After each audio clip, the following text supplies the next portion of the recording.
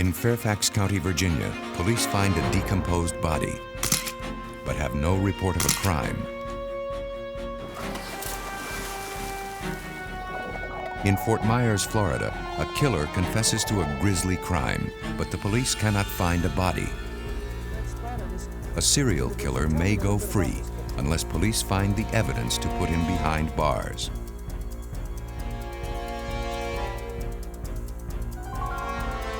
In each case, forensic scientists must find proof of the crime in the bones of the murder victim, using scientific studies of human decay to find out when the victim died so the killer may be traced, hoping to prove there is no perfect crime, that dead men do talk.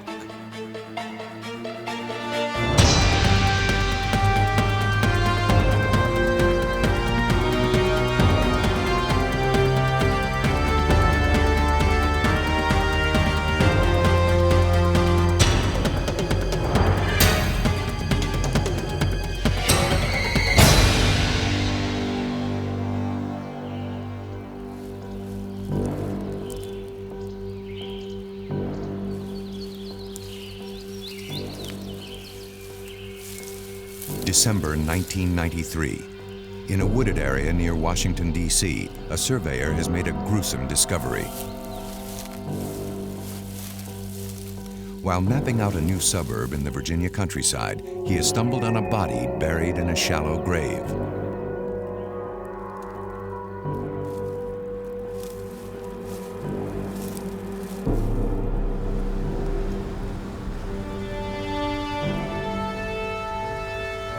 Officers from the Fairfax County Police Department arrive at the secluded area where the body had been found.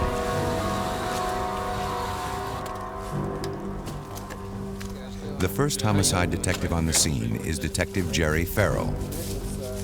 How you doing, Officer Gregory? What do you got? There's a human skull right over here. Okay. Let's take a look.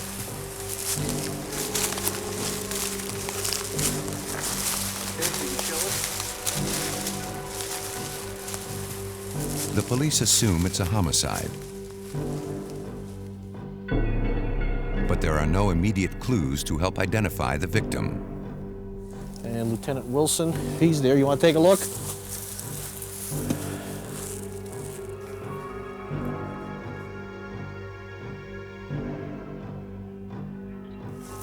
What you're going to need is start mapping out the area. Secure this area here, and then we're going to need at least 50-foot area perimeter set up around this one. Yes, sir. The team of investigators will search a wide area. Scavengers have dragged parts of the body away.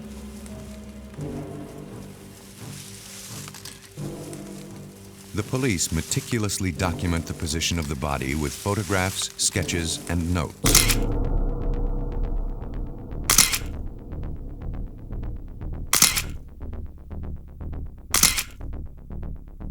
Detective Dennis Wilson heads the cold case squad, investigating crimes where the trail of evidence has gone cold. In such cases, every clue, every piece of evidence, no matter how small, may be the key to solving the crime. Involved in the murders of a couple of prostitutes in an adjoining county who've been... How many core samples do you From think we're bits going of to need? clothing and hair, detectives Wilson and Farrell are fairly sure the victim is a woman. Since decomposition often leaves fatty residues, the officers take soil samples near the body. Chemical analysis could help determine when the victim was buried. Well, you only have one chance at a crime scene, and you have to do it right the first time. So you slow things down at that point. There's no hurry. The body's obviously been there for some time. We're going to try to gather all the evidence we can and make sure we don't miss anything. There just may be one small little clue here that's going to lead to either her identity or the identity of the perpetrator. Because the body is so badly decomposed, the detectives make a call to nearby Washington, D.C. Dr. Douglas Owsley of the Smithsonian Institution is an anthropologist whose specialty is identifying human remains, from soldiers who died in the Civil War to the modern-day victims of homicide. He has testified in many criminal trials as a forensic scientist. Forensic meaning science used as proof in a court of law. Receiving the call from the Fairfax County Police, he agrees to visit the site where the skeleton has been found. In the usual case, murder victims are assigned to medical examiners who dissect the body to find the cause of death. But medical examiners are accustomed to dealing with fresh bodies.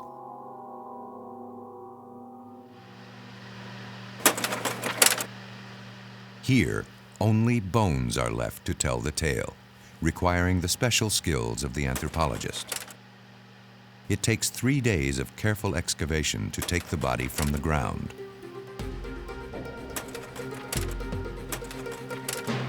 Back in his laboratory, Owsley hunts for signs of the victim's age, sex, and the manner of death. One of the things that we focus on is It is immediately apparent that the victim is female. The pelvic bone is wider in females to accommodate childbirth. Though Owsley believes the victim was a young adult, it's difficult to be more precise.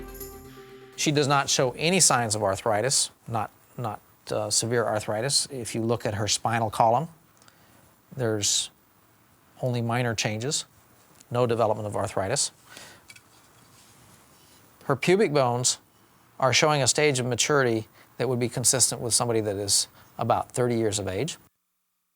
And In a young one of person, features the that we sutures of look the at skull is are plainly visible. This is a very general aging indicator, but in a young As a person grows older, the sutures tend to fuse together. And so in her cranium, In the starting to victim's see skull, this- the sutures are starting to disappear, confirming that the victim was a young adult. in this suture.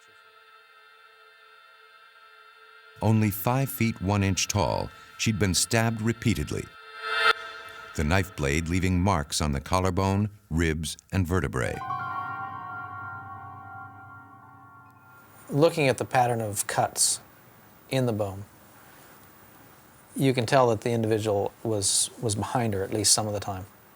She has knife wounds that penetrated in the back and the midline. The cut that is in the clavicle and the collarbone, there's many different positions that could account for that, but one would be the individual reaching over her. Attaching a name to the body will not be easy. To shed more light on this mysterious case, police must determine the identity of the victim.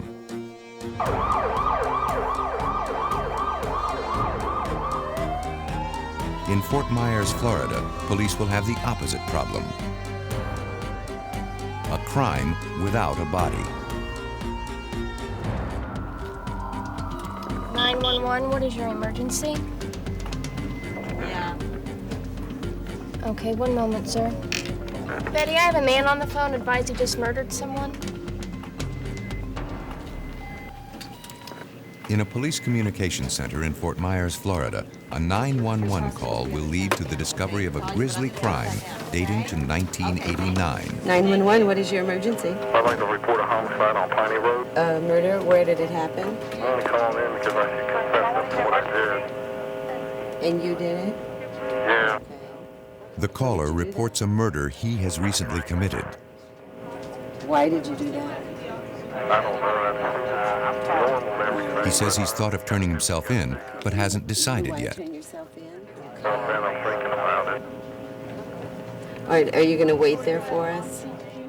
The 911 call is traced to a shopping center phone booth. The operator tries to keep the killer on the line, while a message goes out to police units in the area.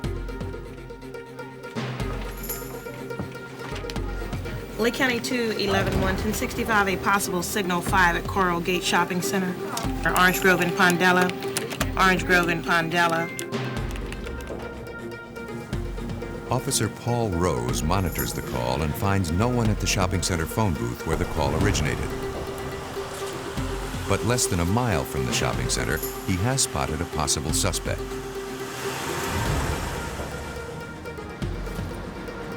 The suspect had been walking hurriedly at the side of the road, away from the direction of the shopping center. The The suspect, whose name is Paul Klein, quickly admits he made the 911 call confessing murder. He is advised of his rights and taken into custody.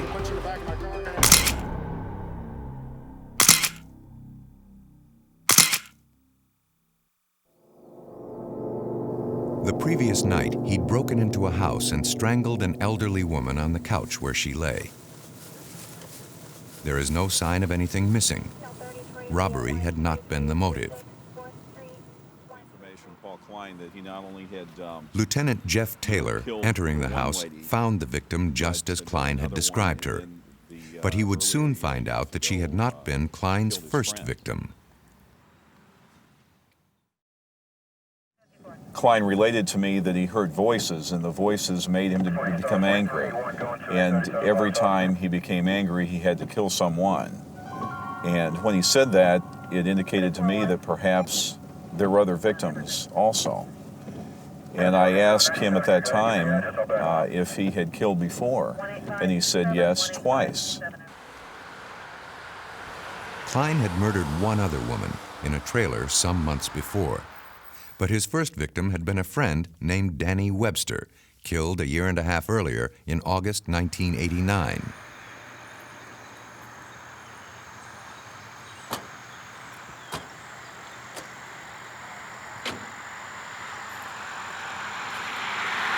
Luring Webster into a field to look for aluminum cans, Klein had beaten him to death with a lead pipe. A crime scene search unit scours the area where the killing allegedly occurred. Here you go, I got something over here. Oh yeah? What is it? Work boot. Does it look like it's been there a while, or? We had information that we believed at the time that the crime was committed, the original act of the homicide was committed in this field. So what we did a grid search of this whole field, and upon doing that, we located a shoe. It's early to tell right now if it actually belongs to the victim, but we believe there's a good possibility that it does. Therefore, once we found the shoe, we have to treat it as evidence.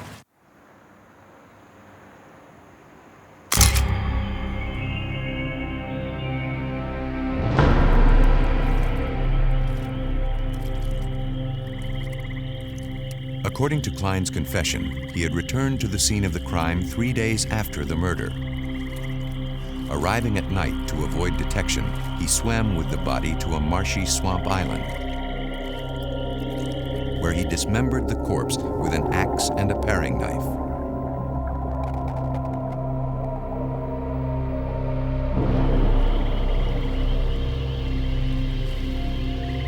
After disposing of Webster's body so thoroughly and getting away with his crime for a year and a half, Klein has now decided to confess.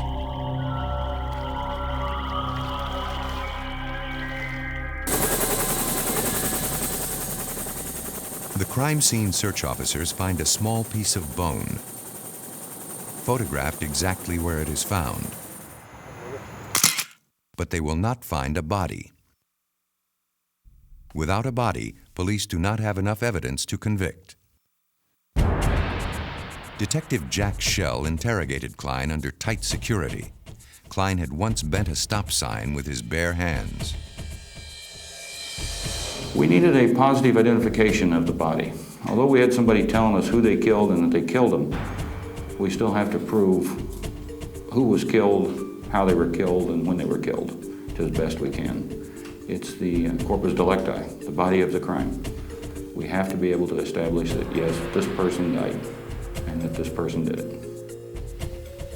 I guess I must have actually hit him about, I don't know, maybe more than 200 times. I'm not sure. I just kept whacking at everything. I hit him in the legs, the arms, everywhere I could get. Face. Just his head region was more where I actually hit more than anything. But that was after he was already dead, too. You know, I just kept hitting. Klein's confession by itself is not enough to prove the case beyond a reasonable doubt. The police must find the body. Klein pointed out the marshy island where he says he left the dismembered corpse. But even if police can find it, it will be hard to identify after a year and a half in the swamp. The taller bush. Taller bush? The case will go to Dr. William Maples of the University of Florida, a world-renowned authority on the identification of skeletal remains.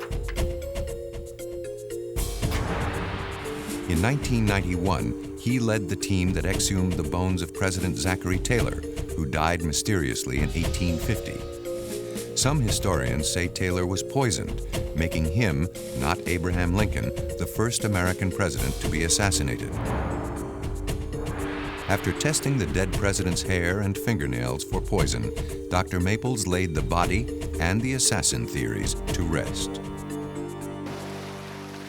In the case of Paul Klein, it is immediately clear to Maples he is dealing with a possible psychopath totally unaffected by death. Well, bodies in Florida tend to bloat very rapidly. Florida is known for its sunshine and good weather, especially in the area of Fort Myers where this took place.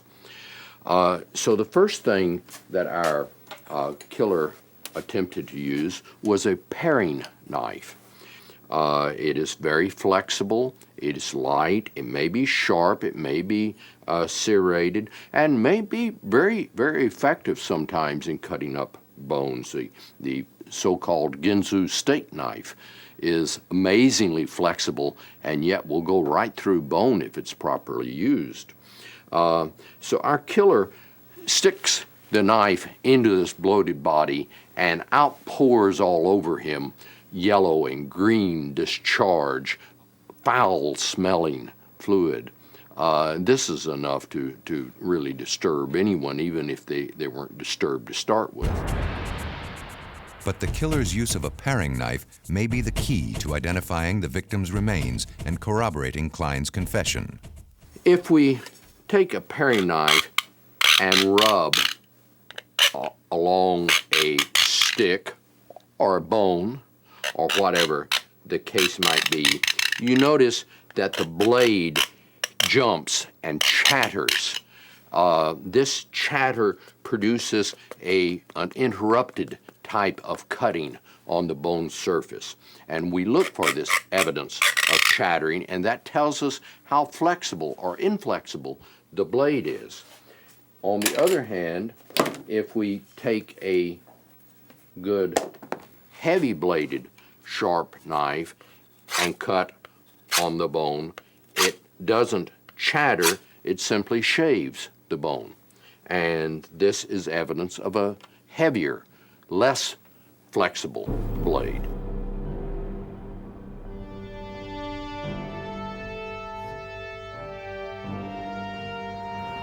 Crime scene search officers arrive at the island where Klein left the dismembered body.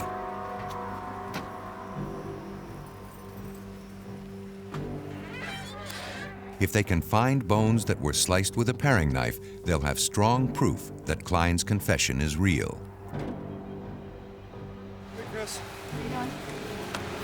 We're gonna earn this one. What? We're gonna earn this one.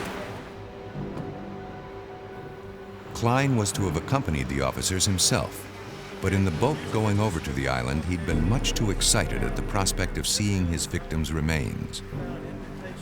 For their own safety, the officers decided to search without Klein's assistance. It's a serious mission, for unlike his other crimes, the murder of Danny Webster was vicious enough to send Klein to Florida's electric chair, or else prove beyond all doubt he's a dangerous psychopath to be put away indefinitely. He seemed like a normal person. You didn't notice any psychological problems or anything, but the more it went on and the more I realized he was telling me the truth and that these gory facts he was telling me really did happen, then I'm beginning to think, you know, we got a real weirdo here that can do this and talk about it so calmly and so intelligently. Klein had a nickname he didn't like. Because his arms extended out from his body as he walked, kids made fun of him, calling him Popeye. What I did is, He'd killed Danny Webster for calling him names, repeating time after time it was because Webster had harassed him. How are you feeling? I'm feeling pretty good. Everything's all right. I just have to go ahead and, I don't know, I think I feel almost a little dizzy for that matter. I have to eat a little bit of something, take my medication. Is that person in the marsh Danny Webster? Yes, ma'am. Yep, that's him. Or that was him. Why did you kill him? He was always being cruel and, I don't know, calling me names and stuff, and I decided to go for it. Okay? Watch your head, Dave. Hey, thank you, ma'am. I appreciate everything. Watch your head.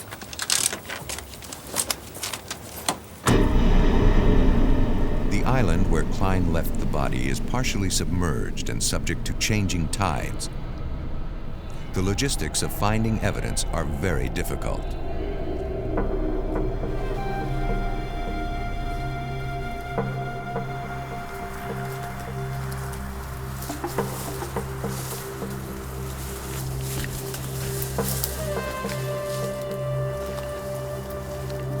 Finally, more bones are found.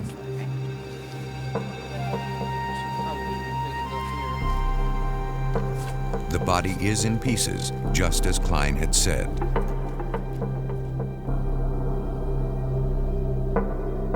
I asked him, how did you take this body apart? I believe his response was just like I always do. I took off the left leg, the left arm, the head, the right arm, the right leg, in a circular motion like that. And he had used a hatchet, axe. He told me where the axe was, which was in another state. Him and his father had went to their home in another state and left it there before he came back. Pieces of bone found on the marshy island are sent to the FBI for examination. The FBI confirms that the bones show evidence of hatchet trauma. An axe or hatchet had been used to cut the body apart. But according to his harrowing confession, Klein had reserved special treatment for the victim's head. Yep, got his head off with a paring knife, and the head, there was more or less like in pieces, and I tossed it right on an embankment about 25, 30 feet from the mangroves, and I stuck it there for like, I had it there for like the longest time, I guess something like 3.5 months. He told me that he took the head and kept it to come back and visit it. He would visit it every night and talk to it. And after about 2 weeks, it got to the point where it was deteriorated to the extent that he didn't want it anymore, so he discarded it. Klein had carried the head around with him in a paper sack, often engaging it in conversation. Spotting a police car on one occasion, he panicked and threw the head into a waterway, but he could not remember where. A police dive team searches the area where Klein may have discarded Danny Webster's skull.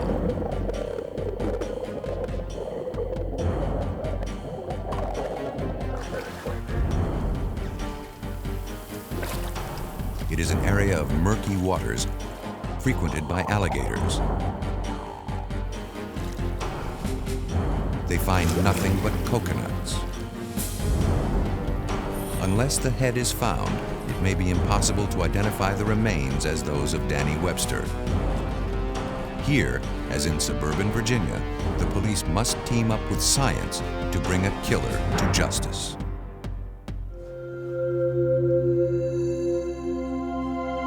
At the Museum of Natural History in Washington, D.C., tourists gaze at the wonders of the natural world.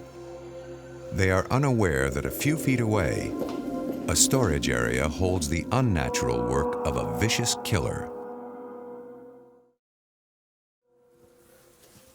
Police in Fairfax County, Virginia, have called on forensic scientist Doug Owsley to help identify the victim of a brutal homicide. The body has decomposed. Only a skeleton remains. Owsley has determined that the victim was a female from 27 to 34 years old. She died from repeated stab wounds. But who is she and where did she come from? When you're working with police cases and working on problems of human identification, often when the remains come into the laboratory or when you're involved in the recovery, the identification follows very quickly. There's someone that's missing, there are records that can be obtained, dental records or medical records that you can compare against, and you can get that person identified within a very short period of time. Okay. All right, well, if we can help, let's try. But police in Fairfax County have found no immediate links to a missing person. What's your phone number? Owsley will need every piece of evidence he can find to produce a life history of the victim, to be matched, hopefully, with someone who disappeared as many as 6 years before. Personal effects found with the victim are minimal. An inexpensive hair clip, a hair pick. Her blue jeans had rotted away. Her synthetic underwear remained. Lightweight sandals indicate that the crime was committed in warm weather. Her hair was a light brown color, as determined from analysis of hair found at the site. We know that her fingernails were painted from fingernails that were recovered at the site. It was a dark glossy pink in color. So there's a lot of details. On the earrings found near the body is a fragment of human tissue. The metal of the earring had protected it from bacterial decay. The earrings are included in sketches distributed nationwide. Slowly, painfully, the haunting details of the victim's life are coming into focus. In the spinal column are signs of trauma. Depressions in the vertebra are evidence that the discs between the vertebrae have herniated. The victim may have held a job that required heavy lifting. She'd once taken care of her teeth, but in the last years of her life had allowed them to decay. She had fillings on the front teeth to maintain her appearance, but 5 of her molars are missing. Black stains on the teeth are evidence the victim was probably a smoker. Overall, the impression that you would have, but it's an impression based not only on the dentition, but perhaps some of the things found with it, it would suggest that it was an individual that did not have a lot of money, that fairly limited financial resources.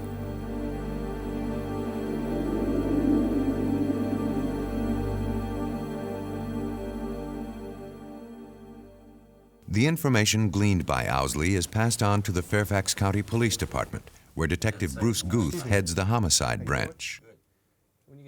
In our jurisdiction, many of the murders are committed by people who know the victim. In the normal case, once the victim is known, the police will talk to neighbors and relatives about the victim's lifestyle, who her friends were, and her enemies. A chain of evidence often will lead to the guilty party.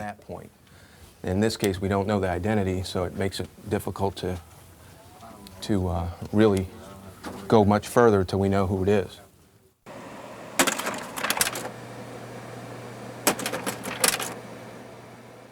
Detail by detail, Fairfax County Police re-examine the evidence found at the scene. A sketch of what the victim may have looked like is distributed to police across the country, along with other details of the case. Even though this case is 2 years old, I'm still actively pursuing leads that have occurred. I receive inquiries approximately 2 to 3 a month.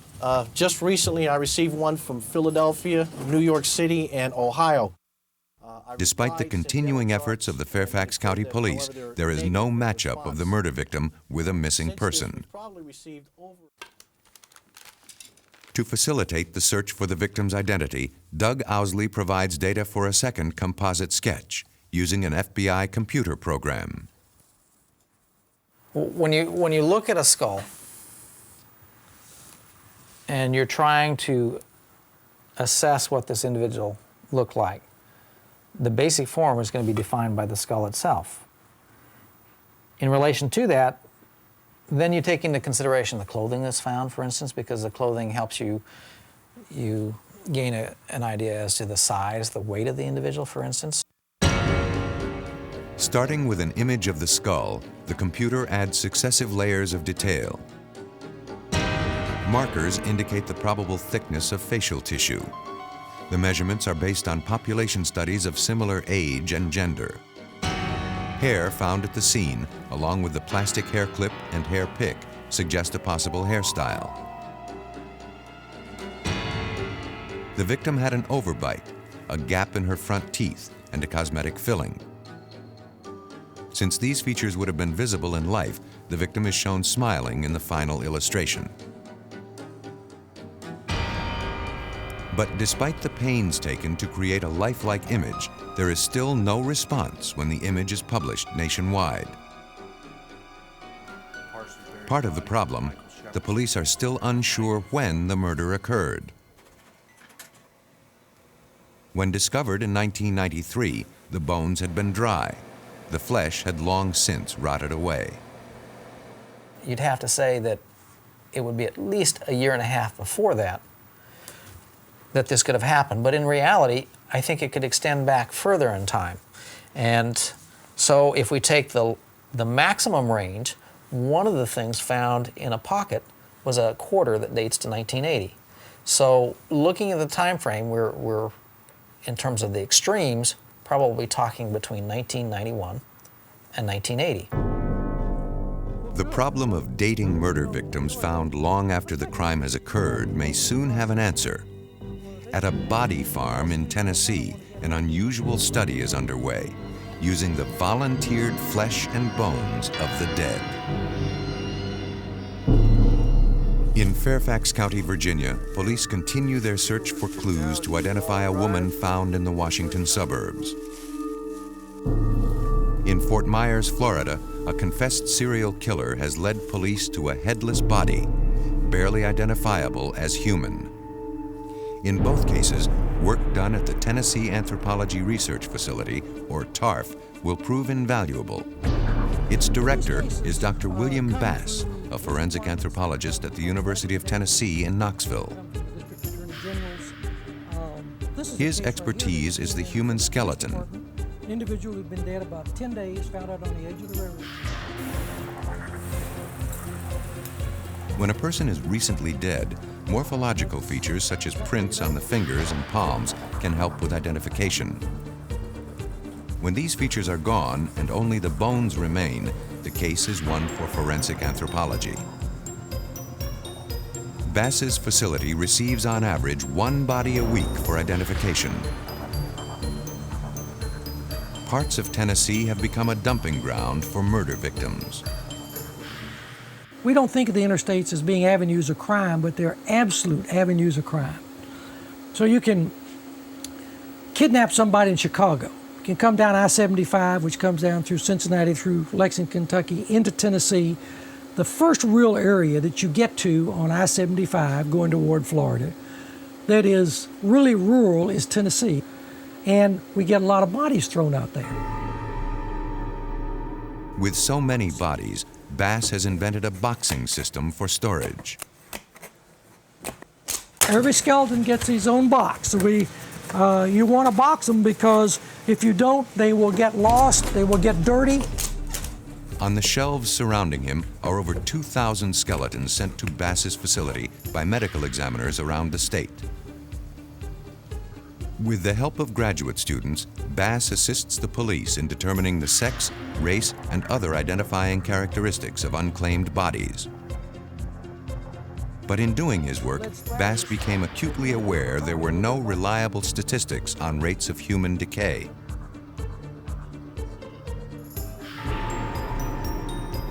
He established near Knoxville an outdoor preserve known informally as the Body Farm. Here, he has planted not living things, but dead.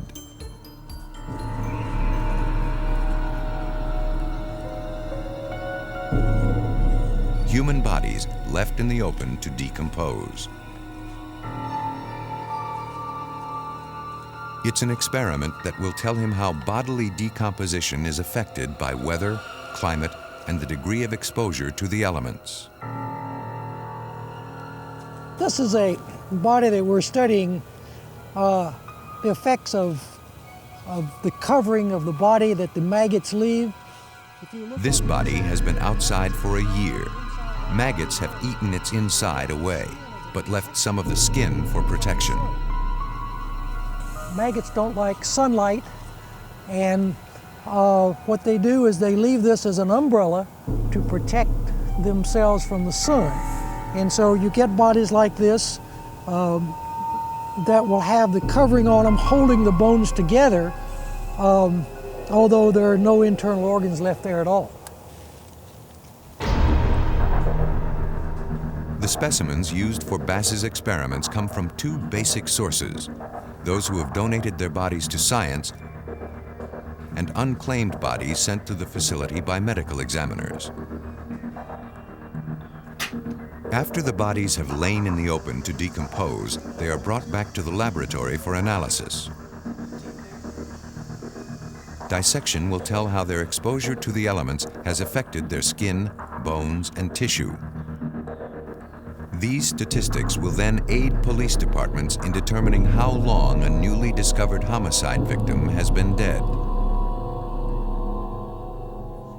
To keep out intruders with morbid curiosities, security guards keep the body farm under tight surveillance. Bass has attempted to duplicate all the common ways in which killers dispose of their victims.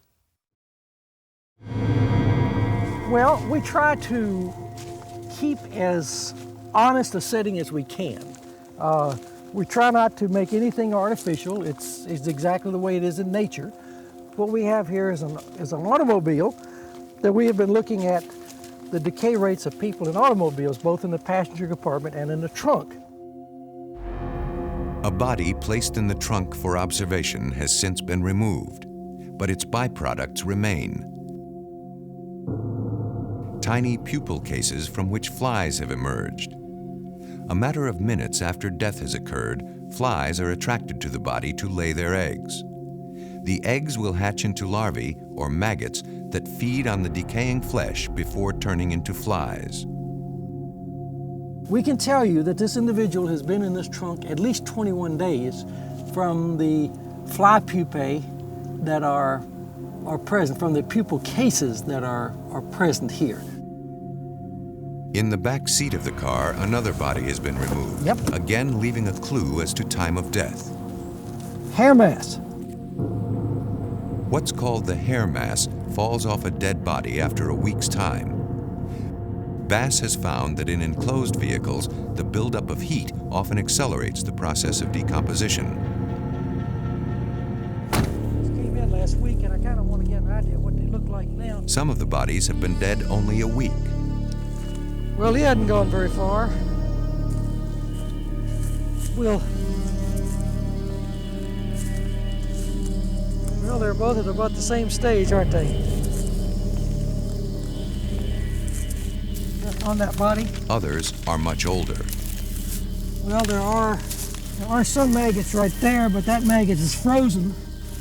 He's gotten away from the warmth of the body and didn't make it back to the body, so there are a couple right there. I'm going to push this back just a little bit more here, and we'll see if we can't get under there. And I'm not really sure. Well, you see, there are lots of maggots. See, there are hundreds and hundreds of maggots in there, and they are either slowed down. They're not doing much right now because it's so cold.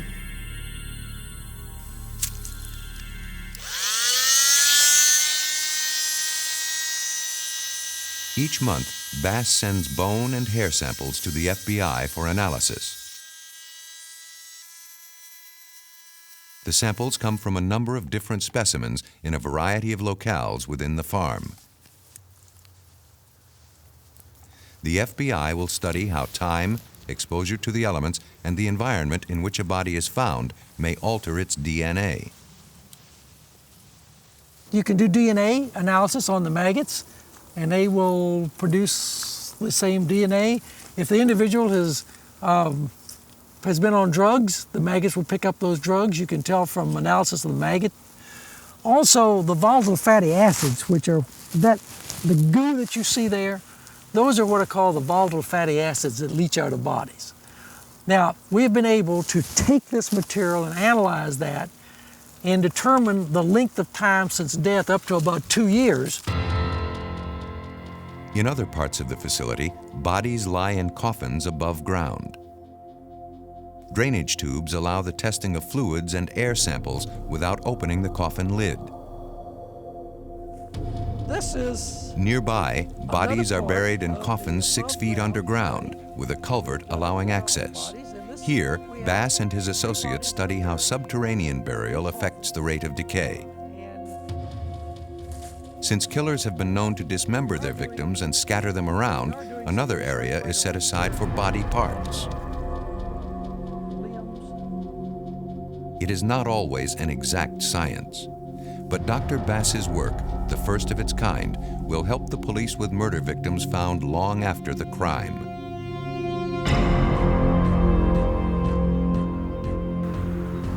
In the case of Danny Webster in Florida, police have only part of the body.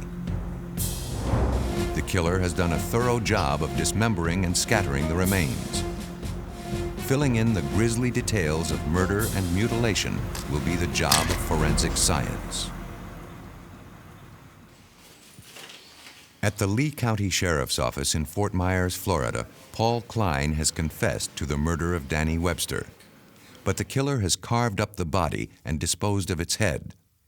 The few bones found on a marshy island are 1.5 years old.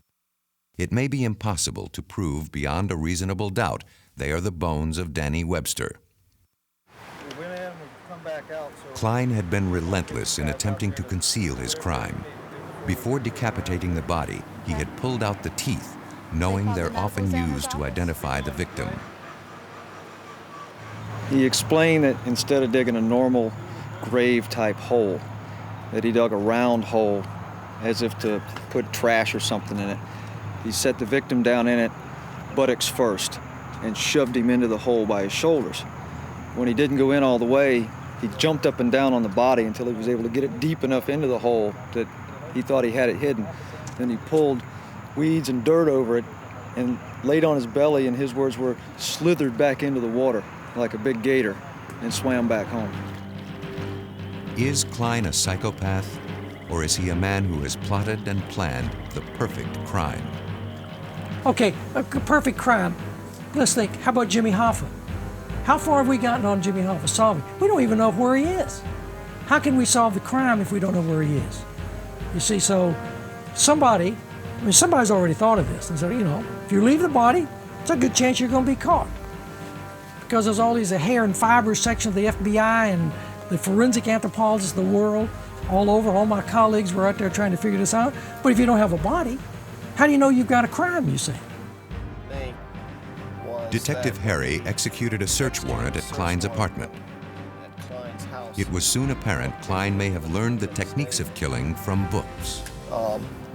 We found probably every true life murder story that was ever written, like Son of Sam, The Hillside Strangler. It was just book after book after book.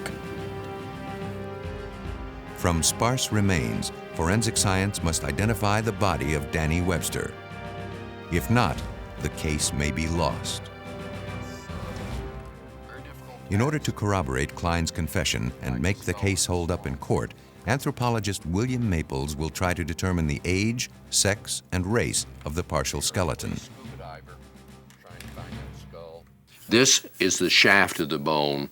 This is the epiphysis, the end of the bone. And they start from separate origins in a child.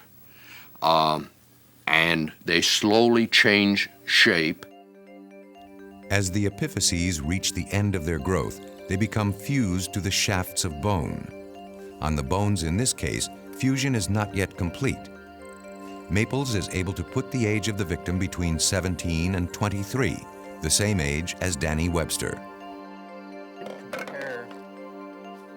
Determining sex is almost always a matter of studying the pelvic bones, narrower in males than females. The victim in this case was clearly a male. But determining race will be more difficult, especially with the head missing. Dr. Maples uses the femur or thigh bone to distinguish Caucasian and black. In a Caucasian, the femur is bowed enough to allow his knuckle to pass under. In the case of a black individual, the shaft tends to be much flatter and straighter, and there is no anterior bowing. The amount of curvature in the femur clearly indicated to me that we were dealing with a white male. Finally, Maples examines the bones for evidence of the chatter marks that a paring knife would leave if used to dismember the body. Killers, by and large, aren't stupid enough to use paring knives, so we don't have a lot of evidence of that. But the results are positive. By the end of his examination, Maples has conclusive proof that the bones match the description of Danny Webster. The necessary corroboration of Klein's confession is in place. For Lieutenant Jeff Taylor, the case is closed. Paul Klein is presently in an institution in Chattahoochee, Florida, for mentally insane.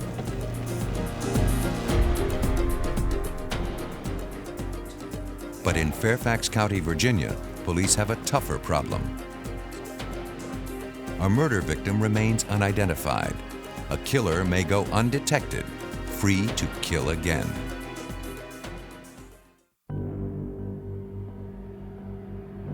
More than 2 years have passed since the discovery of a female body in the Virginia countryside near Washington, D.C.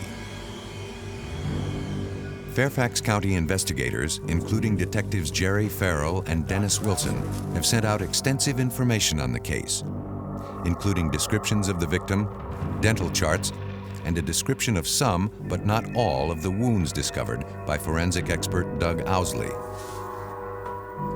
Persons have been known to confess crimes they did not commit, having learned the details of the crime from public sources.